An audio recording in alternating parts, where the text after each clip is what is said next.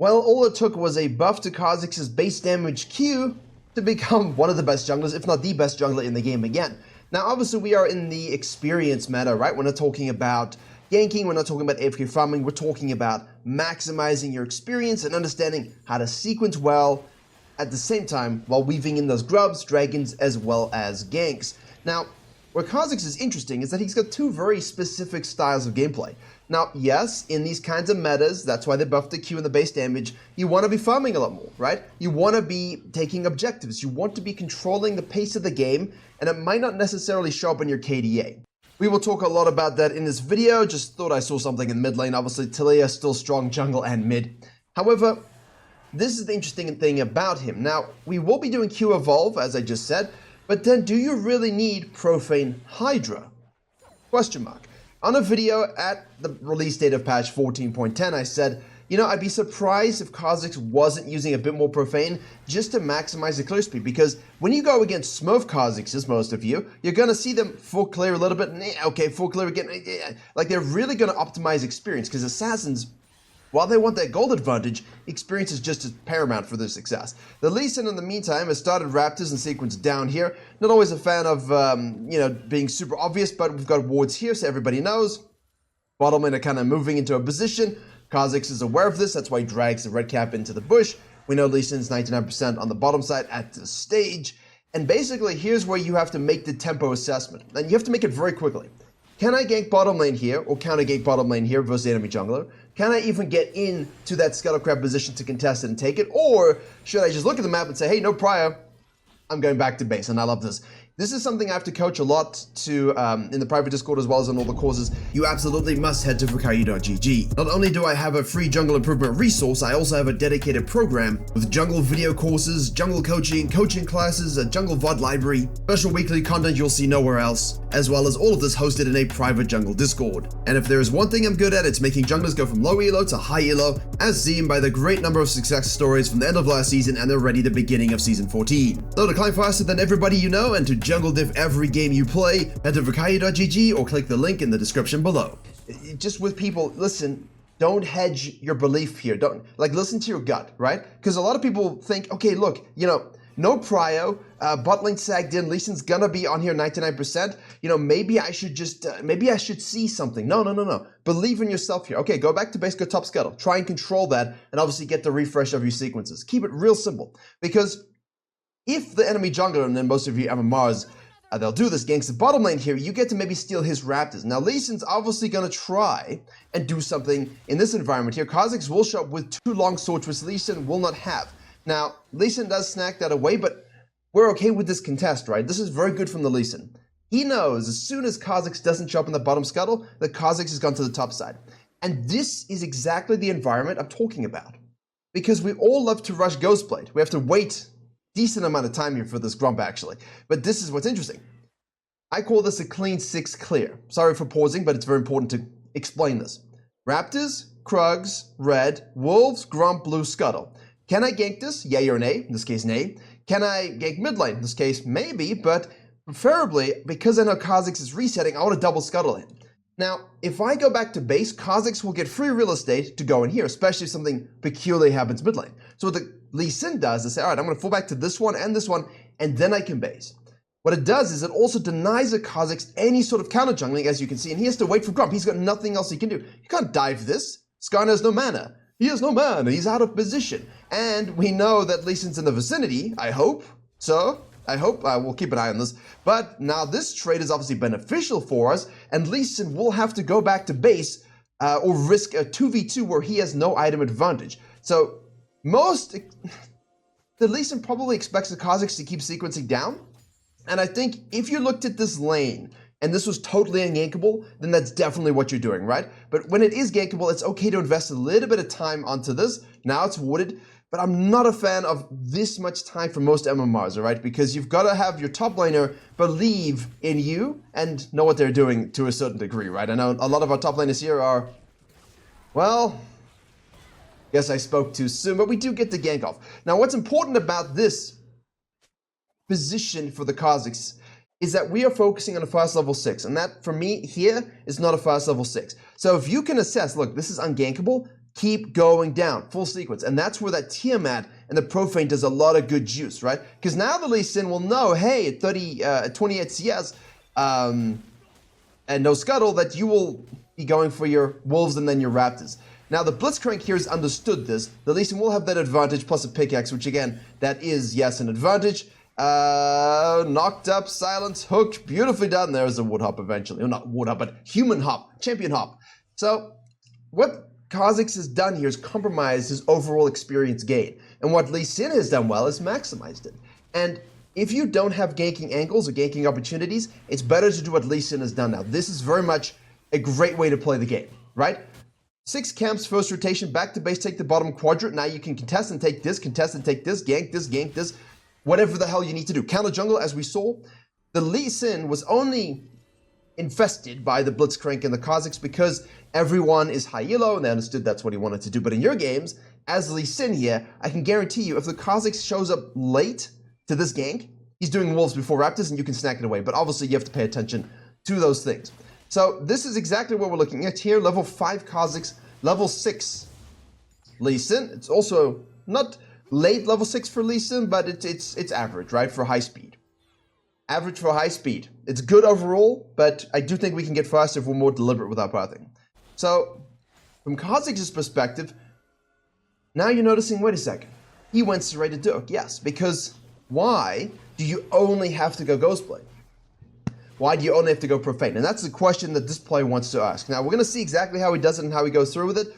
I will tell you, default, Ghostblade, Cyrilda's Ghostblade opportunity, Cyrilda's Grudge, flex at Edge of Night as necessary, comps where you're struggling, you're a bit behind. It can be really good to get the Edge of Night second, but ideally it's like a third thing instead of Cyrilda's and then afterwards Cyrilda's, right? In this particular case, obviously we will rush the Ghostblade for mobility and map presence and obviously strong fisting. At this point, Lee Sin is going to be sequencing all the way down.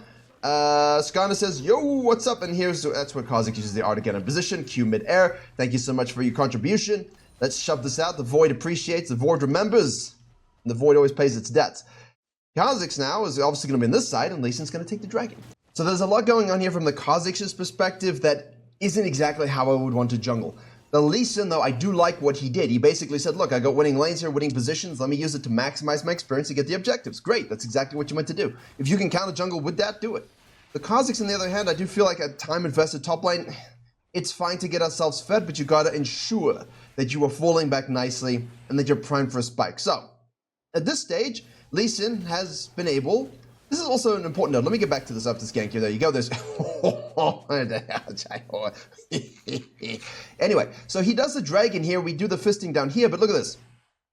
When you do the dragon, if you're the KHA'ZIX or someone doing the dragon, and potentially, you know, if we were to swap roles here, say the Lee Sin's doing the dragon, do you think the Lee Sin's worried about the KHA'ZIX stealing the topside quadrant?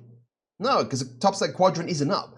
And the idea behind this sort of meta, and this is what I like about the Lee Sin here, is he does the quadrant, cuts into this one when he sees the KHA'ZIX, and now we can fall back to this, and there's nothing to really be counter-jungled here, so KHA'ZIX has to focus on his own game plan, on his own camps. And that's the big thing. When you're a ganking jungler or someone who wants to get into the lanes, then make sure you are not being counter-jungled with bad sequencing. And no, KHA'ZIX here should have been punished, could have been punished, wasn't. Well, maybe a little bit, but Lee Sin's done a good job there. Now, RNG Scuttle is on the top side. We at this particular stage will know, sorry, you guys can see, but you know, we'll know as KHA'ZIX that Lee Sin is on the bottom side. He might have reset, he might have stayed out, who the hell knows? But we do have the opportunity to, did we just sit still in that?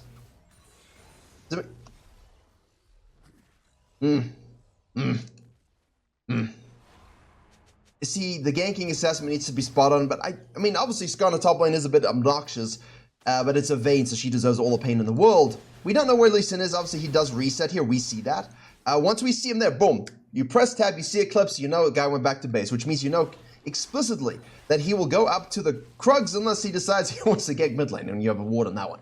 In theory, he should go up to the Krugs if he doesn't have the gank, but here he does have the gank, so he shows up. And all you're looking to do here, 10 minutes, 33, is put yourself in a good position for these second grubs if you don't snack the first rotation. This is a great example of a KHA'ZIX not really having the best early game for gold income, but he has got 2 kills, he has ganked a lane, and there's the 3rd kill. So, while your experience sequencing might not be perfection, like in the Lee Sin's case, you might be down, see, look at this, he knows to do this, and I will not bullshit you. The Blitzcrank cutting him off here is huge for the KHA'ZIX, but at the same time, in your games, if this happens, you're like, well, you know, I saw the Lee Sin go down and across, I see the Lee Sin down here, you know, he's out of position, good vision control is always huge, fine, you know, like, this is your team doing you a solid, right? When you save your lanes from ganks and you get them free kills, that's you doing them a solid, this is them doing you a solid. It goes both ways, right? Now, you could counter jungle this Krugs. If he is gone for a while, you could counter jungle the Raptors, but that's your team bailing you out a little bit.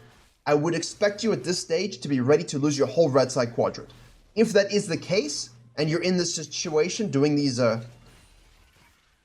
really does take a long time to do them, doesn't it? Yeah, right, if you're in this situation and now you go back to base and your whole red side has been counter-jungled, that's fine. Look for the nearest action that makes the most sense. You said this is perfect, right? If he had red side camps up and a bottom lane gank and a dragon, maybe he would want to do something about it, right? But if these were not up, he knows this is spawning, he knows this is spawning, and he knows she has spawned. So let's maybe just use the power curve we have with our Ghostblade, and then off we go. Now, yes, he should go opportunity next, and that is, I would say, the default build for most of you. However, KHA'ZIX is one of those champions that has multiple options available to them, right? And obviously at this particular stage, there's the Lee Sin trying to contest the R&D crab. We'll have a look here. There's one R, we'll get unseen passive threat. There's another one, we'll get another one. And the Vayne will live, but we have another one because we evolved the R, and that's exactly why I like this video, because it's really, really different to what we're coaching a lot of. There's a death. I don't like the R evolve. He's not ganking enough for it whatsoever. Yes, he has the Orianna, which is a great understanding here. Just in this particular case, evolve the Q. Evolve the Q, farm a lot quicker, kill a lot faster in the 1v1s. Okay? It makes your life a little bit easier. This was a close situation though, but the Lee Sin has done a solid job at least being relevant. So, 13 minutes into the game, 4.6k gold to 4.9. KHA'ZIX obviously gets extra there, 3-1-0. Tough fight. Goes to the top lane. And that's also why, you know, I didn't go for a prototypical KHA'ZIX game. I wanted to show you one where, you know, people like to say, look, how do I carry as an assassin in the mid to the late game? How do I carry in blah, blah, blah environment? Now, always the answer is be better early. Snowball faster, snowball harder. Position yourself well for all the fights. And in this particular case, I don't believe he has done exactly that. But he has caught up with the sequencing because of Lee Sin's death, right? And it does show you a little bit of a different philosophy here. And different philosophies is what we're all about. So we go Ghostblade here for the fisting. We see that they're on the dragon, obviously. Skarn is rotating down here. I'm okay giving this up if I have to. Honestly, if I have to, but if we can have a fight here that's advantageous, we should go for it. We do have our evolve with the Orianna. There it is. There's a kick. Good disengage. Easy smite. Nice hook. Talia has been silenced. Samir's pushing up there. The Varus is 4-1. Again, not even in the picture, so I don't necessarily know why we're looking at that. And I love this from the KHA'ZIX. I love this. You know what? Chase him. I need to maximize my experience. And this is where I see a lot of people actually struggling in this particular meta.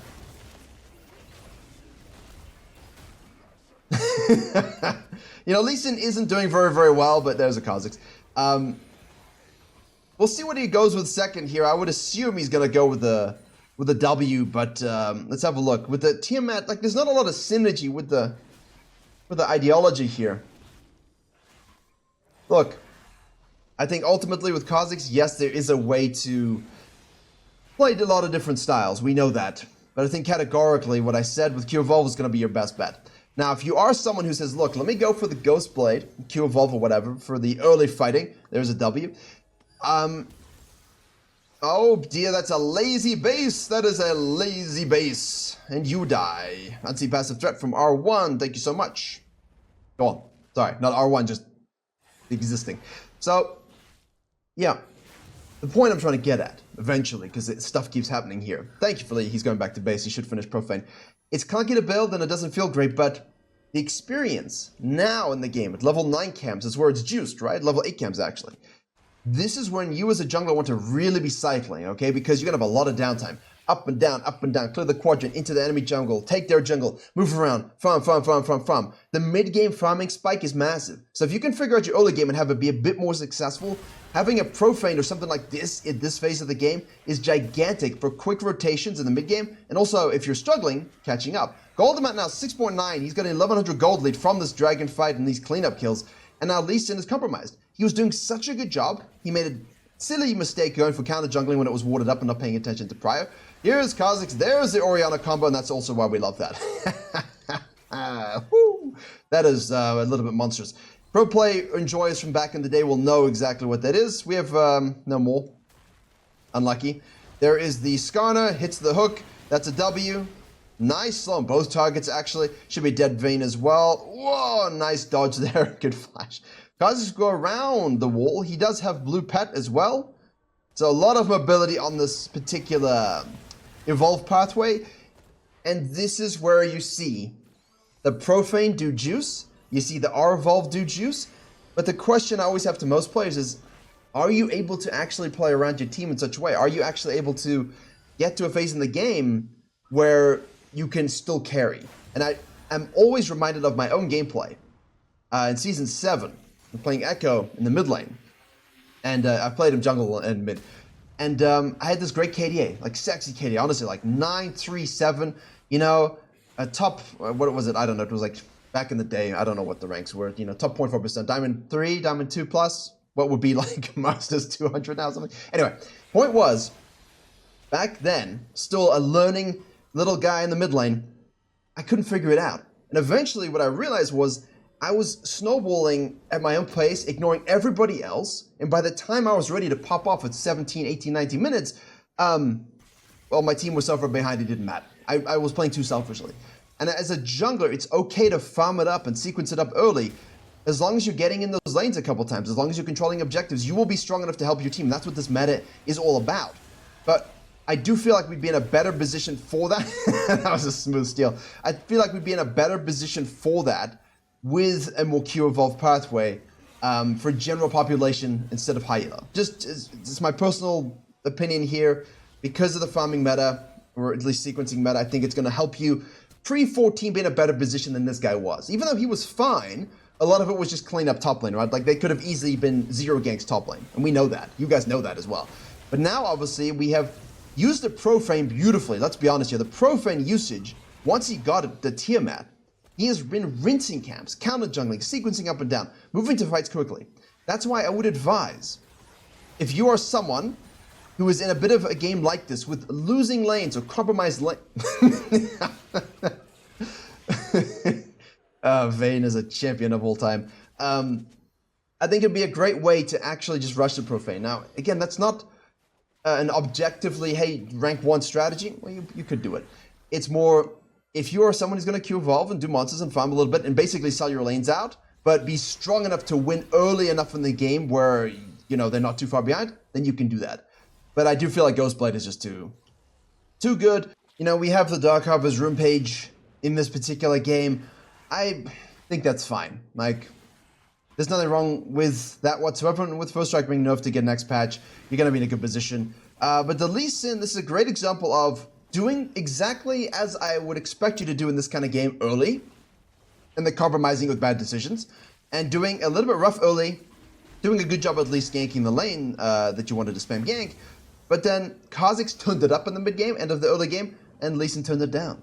And you always have to fuse kind of your relationship between your items and the map and, you know, what you're looking to accomplish. Herald goes through there, obviously 3 to 3 apiece on the Grubbies. Back to base, there's the Grudge. So this is a really interesting playstyle for me because it's just one of the 2 different ones that I've really been looking at. The first one is obviously what we said. Second one is more the fighter stuff, but I don't really recommend that for anybody other than a Gurren.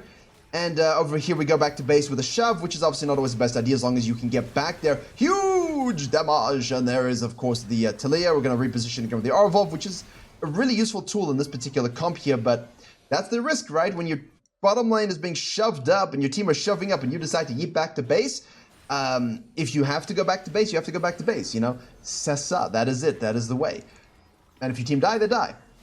But if you don't need to base there, play Shadow, win the fight, shove them up, Now you got Baron on the table, you're in a better position, right? So that's my 2 cents on that particular philosophy. But 2 dragons to 1. Look at the sequencing here, though. Like, this is already crazy. Doesn't tell us any damage anymore. I mean, what a stupid-ass system. Questionable things this year. Nice and quick, up and down, full rotation again. And now already we have 1,200 cash monies in pocket. You look at the map here. This guy's down the bottom side. You got Blitzcrank and Tamira holding the mid lane. You got Orianna splitting in the side lane. Lee Sin totally compromised. And here goes KHA'ZIX to the bottom side. Now we will have sequencing spawning here again. And you showing down here can open the gateway for Baron Snack. So I'm not always the biggest fan, specifically when I do assume it'll be warded here. Oh, there's the R into the E jump. We're going to get the beautiful slow on the W there. And we'll just reposition again. Reposition, auto attack, unseen passive threat, good night. Now, as I said, that's the Baron play, right? That's 99% of the time that's a Baron play. KHA'ZIX has to rotate super, super quickly and trust his team can do the work. Which, you know, in their defense, they can. So it's a strategic play from the blue team. But in your games, would your team be able to do this? I would not have such trust. So I'm a lot more hesitant in general population, sub, high, low, to go for this play because I'm not entirely sure I trust the players to handle this scenario beautifully. Now, if you're in a losing ass game where your team cannot contest this anyway, even with you, then hell yeah, kill the Vayne, shove up the bottom wave as hard as you can with your Profane, right? Take their whole bottom side quadrant and reposition to get ready to wave clear and just stall the game out as long as you can. Nice R from the Orianna there. And that should be everybody. No, everybody died. Vayne is like, I will help. So yeah, if your team are weak and are dying a lot, then go ahead, shove this sucker up, clear all these wards, take all of this away. Maybe you hit this too if you got 6 grubbies. Let them do this. Keep an eye on it. Full back. Take the gate. Take this to prevent counter jungling. Hold this up. Take all of this if it's up. Now you've got 3 quadrants under your belt. You've shoved the waves up, which is great for when they take Baron. And then you can just wave clear and hopefully make a pick. Stall, be patient, let them tilt into you. In this particular situation, though, we actually are all pushed off of the Baron. What happened here is that we did this. Okay, so they just decided because Talia's got TP and Vayne's in the vicinity, we should probably be a bit smart. I think that's okay in this particular case, but when you break it down, we killed the Vayne on the bottom wave, right? We killed it on the bottom side.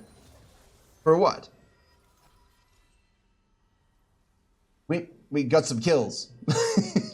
And the Golden Mat, like, we're not that far ahead. I mean, Talia is really far behind, and now Lee Sin's really, really far behind, but top lane is really far ahead in the Vayne. Varus is 2k ahead of the Samira, even though Samira is... She's actually done nothing. Champ just always looks like she's doing something, I suppose. And support's about equal. So, the 2v2, right? ADC and the ADC top versus the jungle mid. That's what we're looking at here. So you got to play around who are the high value targets. Now, in this particular case, I don't mind giving a dragon here to the enemy team. Honestly, if I'm in this kind of composition, I would be very happy just to trade the Baron. I'll wait for it to spawn, I'll clean everything up, and then I'll just go. Okay, KHA'ZIX, you should check the bush with your W, man. Meh. Repositions with his E. Not a fan of the evolves, though. Like, I know it's done work this game, but we can't always result-based. But at the end of the day, there's a play style component, there's a synergy component. I know some people, like the legendary Bone Void on Twitter, you know, hates the sudden impact, even though it's mathematically identical in terms of win rates. Feel is important, right, in terms of how you play champions. And, yeah.